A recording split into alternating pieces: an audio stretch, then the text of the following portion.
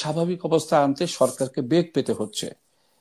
হুম। পাশাপাশি আমরা ফেব্রুয়ারিতে একটা সম্ভাব্য নির্বাচন আশা করছি, কিন্তু সেই সময়টা যদি এই ধরনের ল অ্যান্ড অর্ডার সিচুয়েশন থাকে, তাহলে নির্বাচন হওয়াটা কঠিন হয়ে পড়ে। এক কথা বলি, সশস্ত্র বাহিনীতে কর্মরত, তাহলে সেই ক্ষেত্রে সেনাবাহিনী, বিমান বাহিনী এবং নৌবাহিনী অন্তর্ভুক্ত হয়। হুম। সেখানে যদি কেউ অপরাধ করে থাকে, সেই অপরাধের বিচারের ক্ষমতা সশস্ত্র বাহিনীকে দেওয়া আছে।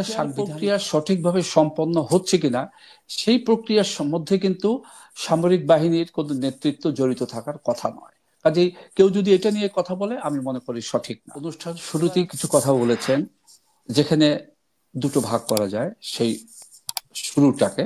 আবার এখন যে প্রশ্ন করলেন, তাকেও দুটো ভাগ করা যায়। সেটা হচ্ছে, একটা হচ্ছে গুঞ্জন, গুজব, আর আরেকটি হচ্ছে বাস্তবতা। যেটা ঘটেছে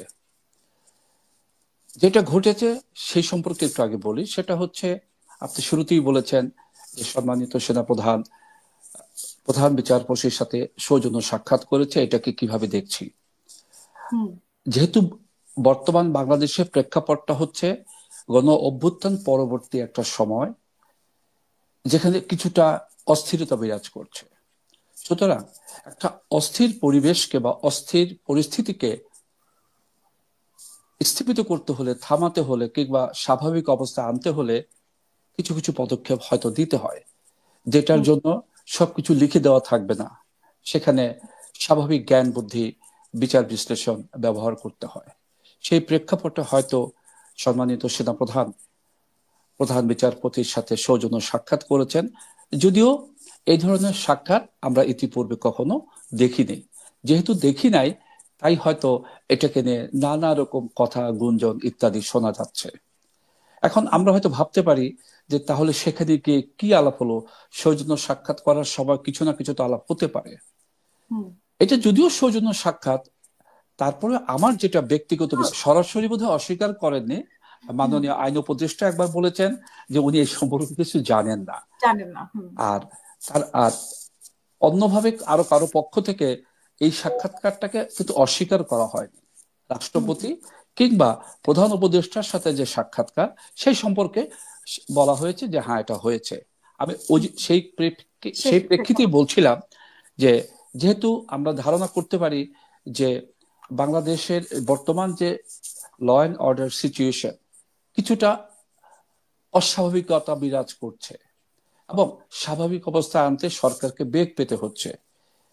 হুম। পাশাপাশি আমরা ফেব্রুয়ারিতে একটা সম্ভাব্য নির্বাচন আশা করছি, কিন্তু সেই সময়টা যদি এই ধরনের ল অ্যান্ড অর্ডার সিচুয়েশন থাকে, তাহলে নির্বাচন হওয়াটা কঠিন হয়ে পড়বে। হুম। যদি তাই হয়, তাহলে কি করা যায়? তাহলে কি আমরা তত্ত্বাবধায়ক সরকারে ফিরে যাব? তত্ত্বাবধায়ক সরকারে যদি আমরা ফিরে যাই, তাহলে তো একজন প্রধান উপদেষ্টা আরেকজন হতে হবে। কে হবে তাহলে? সেটা কি সর্বশেষ বিচারপতি হবেন? তাই হুম। যদি হয়, সামনে ডিসেম্বরে উনি যদি অবসরে যান, উনি হবেন সর্বশেষ বিচারপতি। উনি কি দায়িত্ব নিতে রাজি হবেন? হয়তো এই ধরনের একটা আলোচনা প্রধান বিচারপতির সাথে মাননীয় বা সম্মানিত সেনা প্রধানের হতে পারে। হুম। যেহেতু এটা একটা আলোচনা, গুঞ্জন, এটা যদি এই সাক্ষাৎকার হয়ে থাকে, তাহলে এটাকে ঘোষণা দিয়ে দিলেই হয় যে হ্যাঁ হয়েছে। সেখানে দেশের ভালো মন্দ নিয়ে আলাপ হয়েছে, বা সৌজন্যবোধ, কলাকুশল ইত্যাদি আলোচনা হয়েছে। আর যদি না হয়ে থাকে, তা বলে দিলে হয় হয়নি, কিন্তু এই সম্পর্কে সুস্পষ্ট কিছু বলা হয়নি। এবার হুম। আসি আমি প্রধান উপদেষ্টা কিংবা মাননীয় রাষ্ট্রপতির সাথে সাক্ষাতের ব্যাপারটা। একটা জিনিস আমরা সবাই জানি, যে আমিও একজন প্রাক্তন সেনা কর্মকর্তা, আমি সেই অভিজ্ঞতার আলোকেই কথা বলছি। সেটা হচ্ছে যে মাননীয় রাষ্ট্রপতি কিংবা প্রধান উপদেষ্টা, তাদের দুজনের অধীনেই আমাদের বর্তমান সেনা প্রধান দায়বদ্ধ বা কাজ করেন। যেহেতু হুম। প্রধান উপদেষ্টা, উনি কিন্তু প্রতিরক্ষা মন্ত্রীও বটে, বা হুম। প্রতিরক্ষা বিষয়ক উপদেষ্টাও বটে।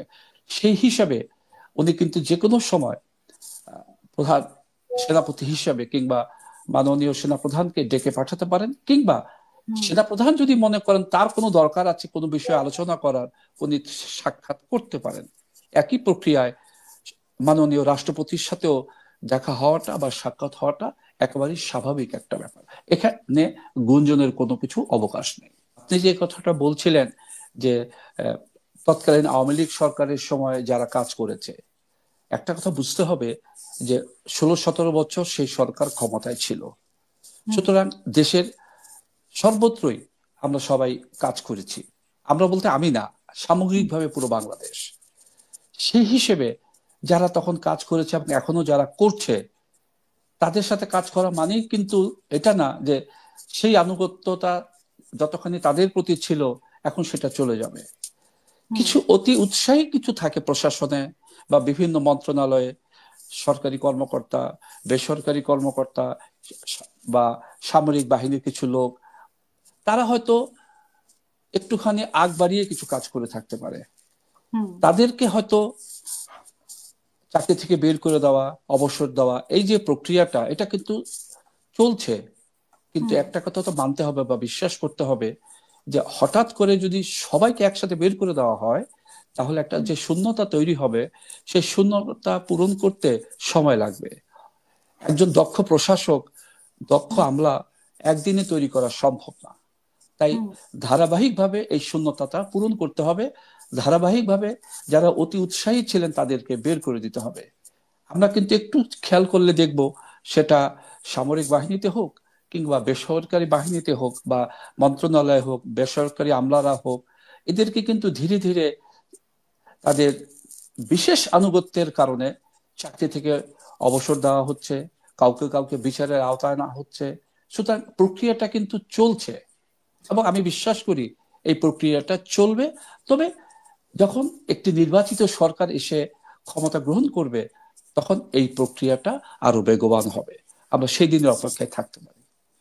কিন্তু এখানে তো এই যে সেনা আইনে মানে যাদের যাদের ব্যাপারে অপরাধ মানে হয়েছে বা যাদেরকে অপরাধী বলা হচ্ছে তাদের তো সেনা আইনে বিচার করবে এরকমটা আমরা শুনেছি। তো সেনা আসলে আইনে সেনা আসলে আইনে আসলে সেনাবাহিনীতে আমি হবে আপনার কিনা বা প্রশ্নটা বিচার বুঝতে হচ্ছে পেরেছি। কিনা। যারা সেনাবাহিনীতে কর্মরত বা এক কথা বলি সশস্ত্র বাহিনীতে কর্মরত, তাহলে সেক্ষেত্রে সেনাবাহিনী, বিমান বাহিনী এবং নৌবাহিনী অন্তর্ভুক্ত হয়। হুম সেখানে যদি কেউ অপরাধ করে থাকে, সেই অপরাধের বিচারের ক্ষমতা সশস্ত্র বাহিনীকে দেওয়া আছে সাংবিধানিক ভাবে। এবং কিছু কিছু বিচার যে হচ্ছে না, সেটা হচ্ছে। কিন্তু সশস্ত্র বাহিনীর যে বিচারগুলো, সেগুলো সবসময় দৃশ্যমান হয় না। কারণ হুম এটা একটা নিয়ম মেনে বিচারগুলো করা হয়, কিন্তু আইনের আওতায় করা হয়। সেটাও যে হচ্ছে না সেটা আমরা বলতে পারবো না, হচ্ছে। কিন্তু সবকিছু হয়তো আমরা জানি না। আর আদালতে যে বিচারগুলো হয় সেগুলো যেহেতু দৃশ্যমান, সেগুলো সম্পর্কে আমরা জানি যে বিচারগুলো চলছে এবং রায় কি হচ্ছে। কিন্তু বিচার প্রক্রিয়া কিন্তু চলছে এবং সামরিক বাহিনীর বিচার সামরিক আইনেই হবে, এটাই স্বাভাবিক। মনে হচ্ছে। আপনি যেটা বললেন সে সম্পর্কে আগে একটু বলে নেই। হুম বিচার প্রক্রিয়া সঠিকভাবে সম্পন্ন হচ্ছে কিনা, সেই প্রক্রিয়ার মধ্যে কিন্তু সামরিক বাহিনীর কোনো নেতৃত্ব জড়িত থাকার কথা নয়। কাজেই কেউ যদি এটা নিয়ে কথা বলে, আমি মনে করি সঠিক না। এবার হুম আসি যারা সেনানিবাসে ছিল, তাদের পরবর্তী পলায়নের প্রক্রিয়াটা। একটা কথা কিন্তু বিশ্বাস করতে হবে বা মানতে হবে যে যখন তারা আশ্রয় পেয়েছিল, তখন দেশে কোনো সরকার ছিল না, অর্থাৎ 5ই আগস্ট থেকে 8ই আগস্ট পর্যন্ত। হুম তারপরে যখন সরকার এসছে এবং যারা যে সেনানিবাসী থাকুক না কেন, তারা বিভিন্ন সময় বিভিন্ন জায়গায় হয়তো তাদেরকে যেতে দেওয়া হয়েছে। আমি মনে করি এই ধরনের একটা কাজ কখনোই সেনাপ্রধান কিংবা সেনা কর্তৃপক্ষ নিজ ইচ্ছায় স্বেচ্ছায় করতে পারার কথা না, সরকারের যদি একটা সাহায্য বা সহযোগিতা না থেকে থাকে। কাজেই এককভাবে আমরা যদি বলি যে এটা সেনাপ্রধান তার নিজস্ব খেয়াল খুশি মতো করেছেন, আমার মনে হয় এই বলার ব্যাপারে আমাদের একটু খেয়ালই থাকা উচিত। আরেকটা কথা বলা হচ্ছে যে উনি আওয়ামী লীগের মদতপুষ্ট সেনাপ্রধান, এটাও সঠিকভাবে এভাবে ব্যাখ্যা না করে কেউ না কেউ তো সেনাপ্রধান হবে, উনি হয়েছিলেন। সেই ক্ষেত্রে হয়তো তার সাথে তার আত্মীয়তার একটা বন্ধন ছিল, কিন্তু সেই আত্মীয়তার বন্ধন 5ই আগস্ট কি কোনো কাজে দিয়েছে? উনি কিন্তু নিয়ম অনুযায়ী যেভাবে দেশপ্রেম প্রদর্শন করা উচিত সেটাই করেছেন এবং তৎকালীন প্রধানমন্ত্রী অবশেষে ক্ষমতা ত্যাগ করে দেশ থেকে চলে গিয়েছেন। সুতরাং সহজেই বলা যায় বা আমরা বলতে পারি যে সেনাপ্রধান নিয়ে আওয়ামী লীগের প্রতি তার যে প্রীতির কথা বলা হচ্ছে, সেটা আসলে অনেক সময় আমরা রাজনৈতিক অর্থে ব্যবহার করে থাকি।